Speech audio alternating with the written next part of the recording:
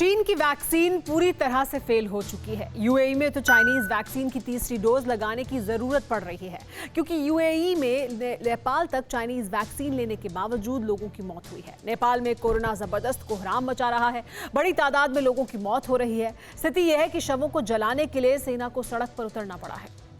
तड़पते लोग, उखड़ती सांसें,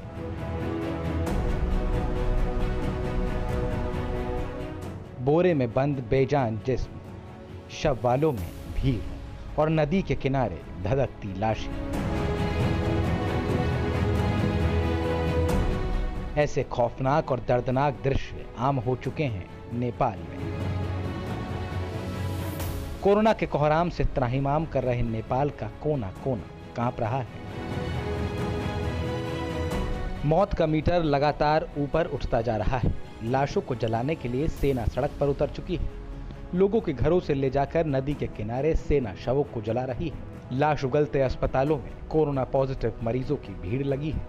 डॉक्टरों की किल्लत से जूझ रहे नेपाल में ऑक्सीजन का भी घोर अभाव है। सांसों के लिए मशक्कत कर रहे लोगों के लिए प्राणवायु जुटाना किसी चुनौती से कम नहीं, क्योंकि नेपाल में अब तक 4,72,354 कोरोना के केस सामने आ चुके हैं। इस वक्त नेपाल में 1,14,529 एक्टिव केस हैं, जिसमें हजारों की स्थिति गंभीर है। ऑक्सीजन की डिमांड 10 गुना बढ़ गई है। इस जरूरत को पूरा करने के लिए भारत खड़ा है नेपाल के साथ। नेपाल की 100% ऑक्सीजन भारत दे रहा है। भारत की ओर से 15 टन क्षमता वाले लिक्विड ऑक्सीजन के 2 टैंकर लगातार नेपाल को सप्लाई पहुंचा रहे हैं। जल्द ही भारत 3 और टैंकर इसमें जोड़ने जा रहा है।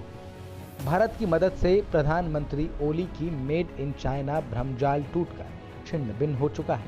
प्रधानमंत्री ओली चाहते हैं कि भारत उन्हें महामारी के इस दौर में ऑक्सीजन के साथ साथ आईसीयू बेड और वेंटिलेटर की सप्लाई करे, क्योंकि ओली जानते हैं कि नेपाल की हालत चीन की वजह से हुई है, क्योंकि चीन की चाल में फंसकर नेपाल बहुत नुकसान कर चुका है। भारत ने जब फ्री वैक्सीन दी तो चीन ने भी नेपाल को टीका दिया। चाइनीज टीका लगाने के बावजूद नेपाल में बड़ी तादाद में लोग बीमार पड़ रहे हैं। चीन की कोरोना वैक्सीन साइनोफार्म सिर्फ नेपाल में फेल नहीं हुई, बल्कि तमाम देशों में चाइनीज टीका बेकार ही साबित हुआ। संयुक्त अरब अमीरात में चीन की कोरोना वायरस वैक्सीन साइनोफार्म के 2 डोज लगवाने वाले लोगों को तीसरा लगाने की तैयारी शुरू हो गई है। यूएई के इस फैसले के बाद चीन की वैक्सीन की क्षमता को लेकर सवालों के बादल मंडराने लगे हैं। द नेशनल न्यूज़पेपर में छपी खबर के मुताबिक चीनी वैक्सीन लगाने के बाद लोगों में एंटीबॉडी नहीं पैदा हुई।